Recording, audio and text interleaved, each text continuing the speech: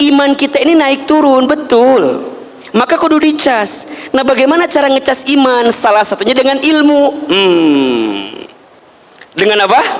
Dengan ilmu. Makanya kalau orang yang ilmunya bertambah, maka dia akan menguatkan hatinya, kemudian meningkatkan imannya. Yang nanti kalau imannya meningkat, kan gitu ya, apa? Ibadahnya tambah bagus. Kalau ibadahnya tambah bagus, amalnya tambah banyak. Kalau amalnya tambah banyak, berarti akhlaknya makin indah karena ada ilmu. Belajarlah hidup sesuai dengan apa yang Allah mau, bukan dengan apa yang kita mau. Dan pertimbangannya adalah apa? Ridhonya Allah subhanahu wa ta'ala. Maka belajarlah mengembalikan segala sesuatu hanya ke Allah. Lihat indikatornya adalah indikatornya mana yang Allah sukai dan senangi.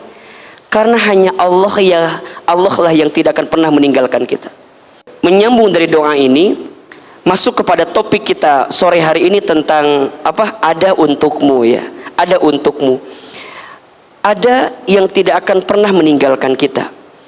Ada yang tidak akan pernah melupakan kita, dan ada yang tidak akan pernah menyakiti kita. Siapa itu?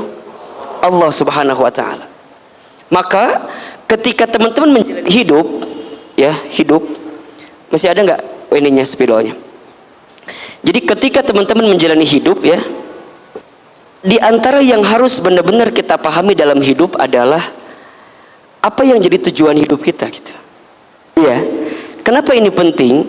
Karena tujuan hidup itu nanti yang akan mengantarkan, akan dibawa kemana kehidupan kita. Ini jadi penting banget. Coba Hilman mau tanya, teman-teman sampai usia hari ini udah tahu belum tujuan hidup kita mau kemana? Oke, coba Ikhwan yang sebelah kiri, antum ada masalah apa sih? Kayaknya bengong gitu loh. Oke, ya Allah. Coba tujuan hidup kita apa? Mendekatkan diri kepada Allah. Oke.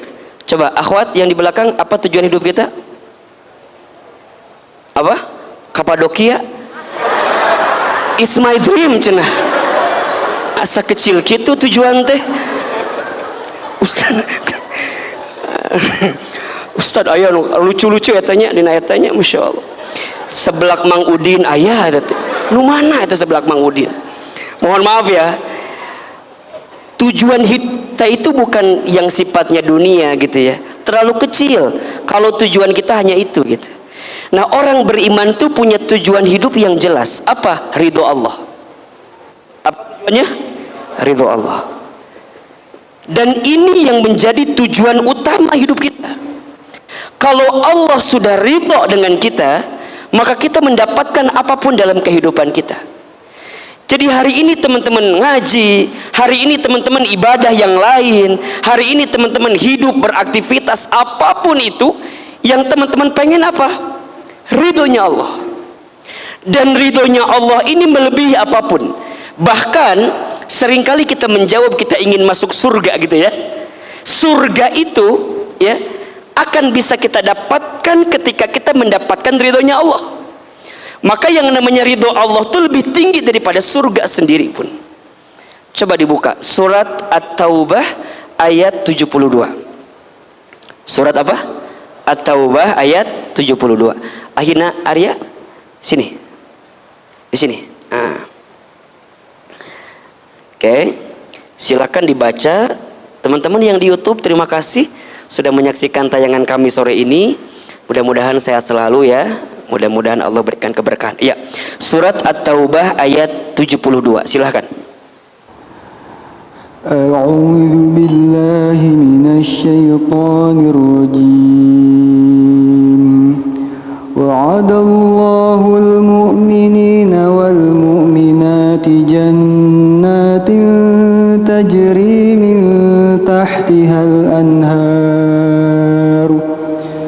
Tajri min تحتها الأنهار خالدين فيها ومساكن طيبة في جنات عدن ورضوان من الله أكبر ذلك هو الفوز العظيم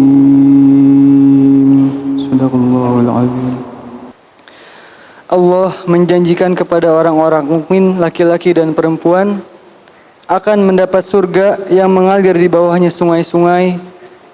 Mereka kekal di dalamnya dan mendapat tempat yang baik di surga Aden. Dan keridhaan Allah lebih besar. Itulah kemenangan yang agung. Masya Allah. Perhatikan teman-teman ya. Perhatikan di sini Allah sampaikan kepada kita ya bahwa ada janji yang Allah siapkan untuk siapa ahilman? Untuk orang-orang yang beriman. Maka ketika teman-teman hidup ya, pernah ahilman bahas di pertemuan sebelumnya, ada dua hal yang tidak boleh teman-teman lupakan, tinggalkan, dan tidak boleh teman-teman hilangkan dalam hidup. Karena dua hal inilah yang akan mengangkat derajat kita. Apa itu? Yang pertama iman, yang kedua apa? Ilmu. Ya, pernah Hilman bahas di pekan-pekan sebelumnya tuh. Jadi ada dua hal yang akan menjadikan kita diangkat derajatnya, dimuliakan hidupnya. Apa? Iman dan ilmu. Makin meningkat imannya, bertambah ilmunya, maka Allah muliakan hidupnya. Surat Al-Mujadilah ayat 11. Yarfa'illahu alladhina amanu minkum walladhina utul ilma darajat. Allah akan mengangkat siapa? Orang beriman di antara kamu sekalian dan orang yang berilmu di antara kamu sekalian. Dengan apa? Darajat, beberapa derajat. Jadi kalau sekarang teman-teman punten mohon maaf ya, sedang terpuruk, sedang down, sedang sulit, sedang terhimpit, maka tidak ada jalan terbaik yang bisa kita tempuh kecuali dengan meningkatkan iman dan menambah ilmu kita. Maka teman-teman datang ke tempat ini, ngaji di sini, ikut kajian di sini, niatnya apa? Ahilman, aku pengen ngecas iman aku pengen ngecas hatiku, karena iman itu kan sifatnya naik turun kan? Al-imanu yazidu wa yanqusu. Iman itu naik turun. Al-imanu yazidu bitta'ah. Iman itu naik dengan ketaatan. Wal imanu yanqusu bil maksiat. Iman itu turun dengan kemaksiatan. Coba Ahilman tanya, tolong jawab. Teman-teman yang di sini, kalau boleh kita hitung, lebih banyak amal soleh atau amal salah? Lebih banyak taat atau maksiat? Lebih banyak hal yang baik atau hal yang buruk? Lebih banyak pahala atau dosa? Nah, kita sadar dengan itu. Kalau kita sadar dengan itu berarti butuh dicas kan? Butuh diingetin kan? Ibaratnya handphone, ada baterainya. Ya, kalau baterainya low bat, apa yang perlu kita lakukan? Cas, betul. Sekarang lebih bagus mana? Ngecas baterai itu pas baterainya lagi low bat atau pas udah habis banget? Bagusan yang mana? Jangan nunggu habis kan? Kalau udah tahu lowbat, kalau udah tahu lagi nggak stabil, kalau udah tahu bahwa Ahilman ini ada persoalan nih, ini ada masalah nih, ini ada sesuatu yang tidak menenangkan perasaan saya nih, buru-buru dicas. Kalau nggak dicas, teman-teman akan tenggelam pada sesuatu yang nauzubillahi min dzalik, menjadikan kita frustasi, depresi, stres, bahkan ada penyakit namanya skizofrenia. Apa itu penyakitnya? Sedih berlebihan, marah berlebihan, takut berlebihan, pokoknya semua hal-hal yang negatif berlebihan. Kalau kita punya sikap begitu, nanti ujungnya apa? Makhluk lain masuk dengan kita, ifrit masuk, jin masuk, mereka senang dengan sikap-sikap yang menjauhkan kita dari perasaan tenang kepada Allah Subhanahu wa taala. Maka jangan kaget ada yang depresi, stres, putus asa, betul? Ujungnya jadi kemana-mana. Tiba-tiba nyewa boneka, ini boneka bisa, kan jadi ternyambung kan? Nah ini kenapa bisa terjadi? Ada krisis pada apa nih? Pada iman ini gitu, yang harusnya diingatin gitu loh. Jelas sampai di sini kira-kira? Jelas? Iman kita ini naik turun, betul. Maka kudu dicas. Nah bagaimana cara ngecas iman? Salah satunya dengan ilmu. Dengan apa? Dengan ilmu. Makanya kalau orang yang ilmunya bertambah, maka dia akan menguatkan hatinya, kemudian meningkatkan imannya, yang nanti kalau imannya meningkat kan gitu ya, Apa? Ibadahnya tambah bagus. Kalau ibadahnya tambah bagus, amalnya tambah banyak. Kalau amalnya tambah banyak, berarti akhlaknya makin indah karena ada ilmu. Maka teman-teman sayang, ini pesan dari Ahilman ya. Kalau nanti teman-teman berumah tangga, pesan dari saya.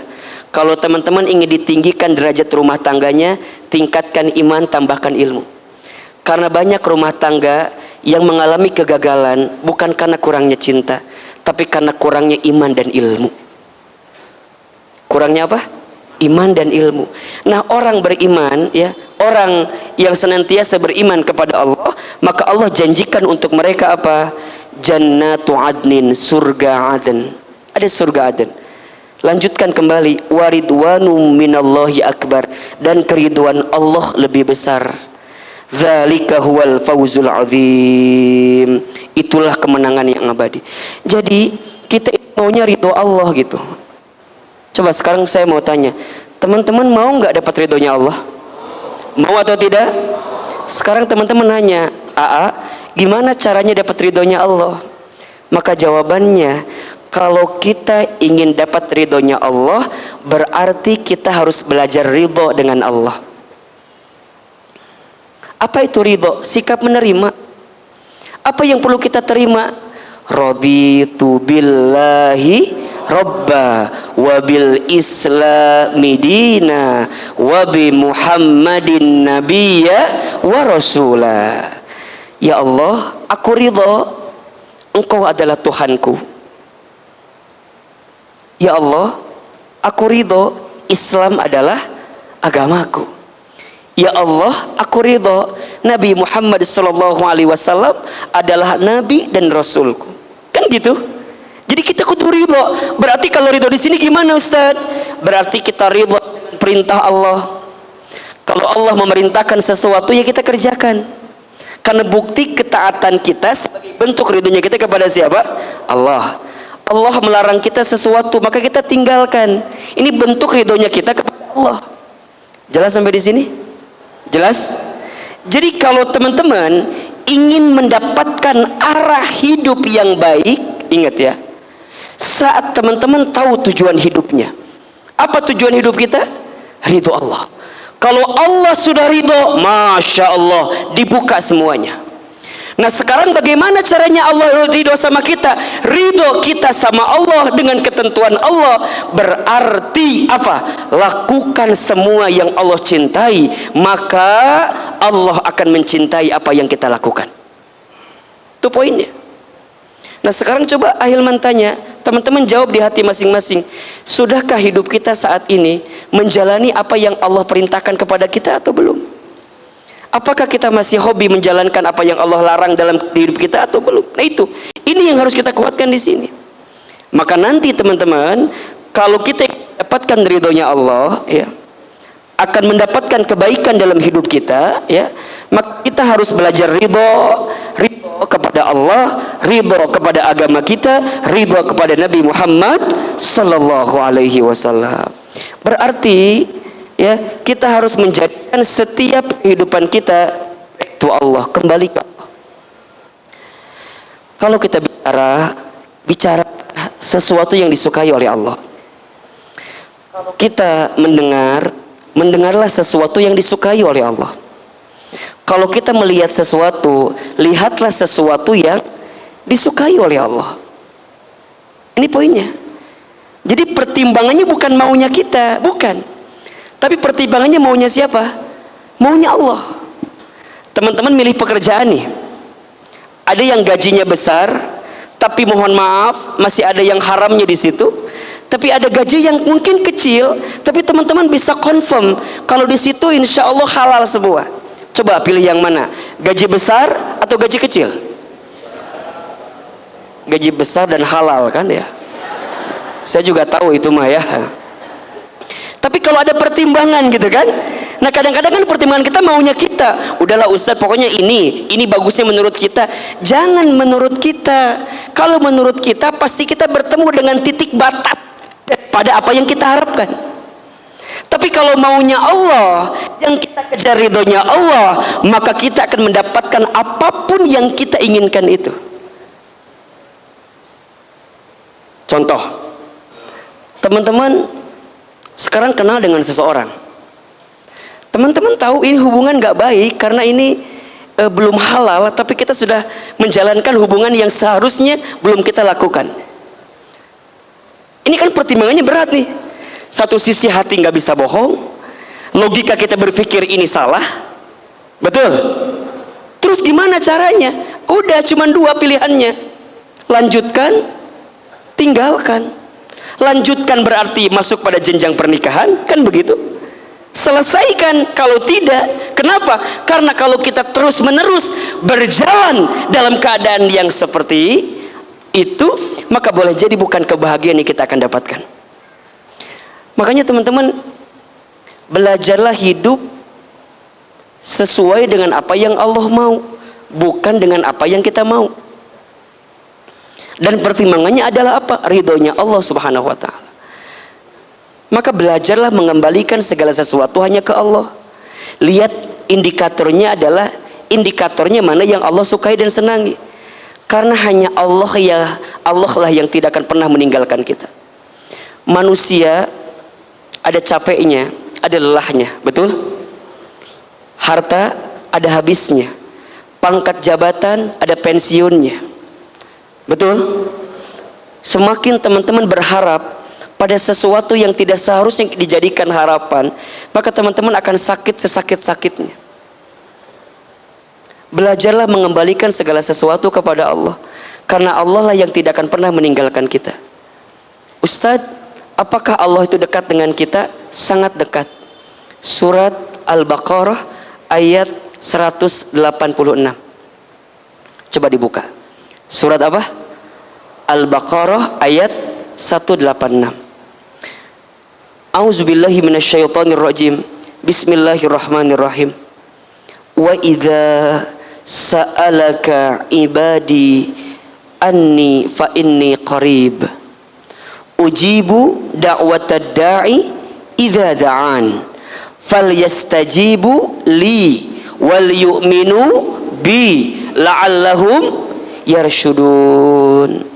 Perhatikan terjemahannya. Wa idza sa'alaka ibadi anni fa inni qarib. Kata Allah, dan jika kamu bertanya di mana Allah itu, katakan fa inni qarib, aku ini dekat. Allah itu sangat dekat, sangat dekat. Bahkan Allah lebih dekat daripada urat nadi kita. Barang siapa yang mendekati Allah dengan berjalan, maka Allah sudah mendekati kita dengan berlari. Siapa yang ingat Allah dalam pikirannya, Allah sudah ada dalam denyut nadinya. Allah sangat dekat dengan kita. Kemudian apa yang Allah minta sama kita? Kalau engkau merasa Allah itu dekat, ya, wa idza sa'alaka ibadi anni fa inni qarib ujibu da'watad da'i idza da'an. Lihat, ujibu da'watad da'i idza da'an. Aku akan menjawab setiap permintaan, permohonan hambaku jika hambaku meminta kepadaku.